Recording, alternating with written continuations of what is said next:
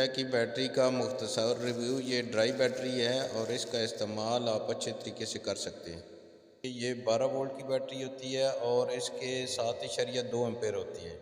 یہ جو D C fan ہوتا ہے اس کو بڑا بآسانی چلا لیتی ہے۔ اس کا جو سٹینڈ بائی ہے وہ جو پاور ہے وہ 13 سم تھنگ ہے، اور یہ نیگیٹو پازیٹیو دونوں اس کی وائل نظر آ رہی ہیں، اور یہ ایشو 2023 کی ہے۔ یہ ایک پنکھے کو جو پیڈسٹل فین ہوتا ہے، آج کل مہنگائی کا دور ہے، جو پی ایس وغیرہ جن گھروں میں نہیں ہے اس کو یہ بہترین بیٹری 3 سے 3.5 گھنٹے کی بیک اپ دیتی ہے، کیونکہ بجلی جو ہے میکسیمم لوڈ شیڈنگ گھنٹہ یا 2 گھنٹے ہوتی ہے، جبکہ یہ اس میں یہ بہترین اپنی پرفارمنس دیتی ہے، اور اس کو زیادہ اس کی ضرورت بھی نہیں ہوتی۔ یہ نارملی آپ کو سمپل چارجر سے بھی چارج ہو جاتی ہے۔